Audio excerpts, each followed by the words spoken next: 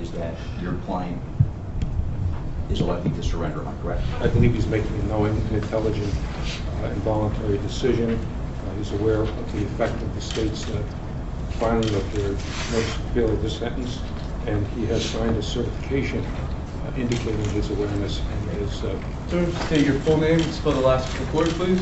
Dharun Ravi, R-A-V-I. Do you swear or affirm to tell the truth, the whole truth, and nothing but the truth, sir? I do. Do you understand that the state has filed an appeal of your sentence? Yes. Do you understand as a result of that there's been an automatic stay of your sentence? Yes. Do you understand that because of the automatic stay, if you elect to start your sentence in any event, you cannot later claim double jeopardy as a result of that decision? Yes. In other words, if the appellate courts decide that a more severe sentence be imposed, you wouldn't be able to argue that, well, I've already served my sentence, or I've already begun my sentence. Yes. You understand that we've also filed an appeal of the conviction itself, and if the conviction gets set aside, you may have already served a sentence that may not be necessary. Yes. It's still your decision that you want to go forward with this. Yes. You've spent time discussing this with Phil Nettle, Steve Altman, and myself, is that correct? Yes. Do you have any questions? No. I started with the belief that consistency breeds fairness. I started with 3 years probation and 300 hours community service. Why? That's what Molly Way got. And that wasn't my, she got PTI, not probation. And it wasn't my deal, it was the state's, which is fine. I don't comment on it. But I started from that point.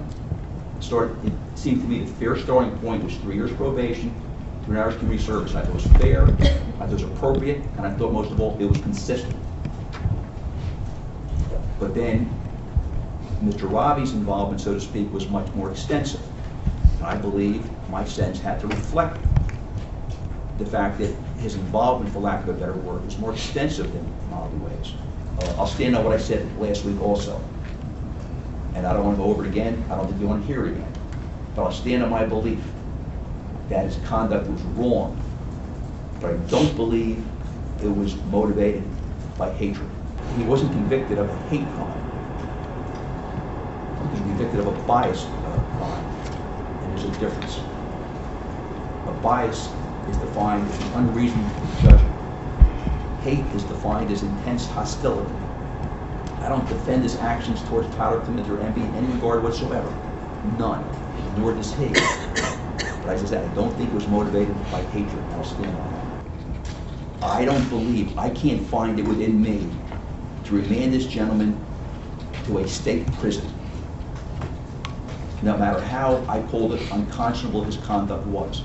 I can't find it within me to remand him to a state prison that houses people convicted of offenses such as murder, armed robbery, and rape. I don't believe that fits this case. I believe he has to be punished. He will be. And like I said, I know people disagree with my sentence outside the state.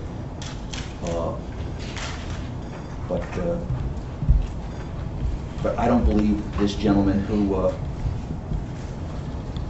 and I also know his age. I know he's legally an adult, but I don't believe, I believe justice compels me to deviate from the guidelines, and I'll stand on that decision.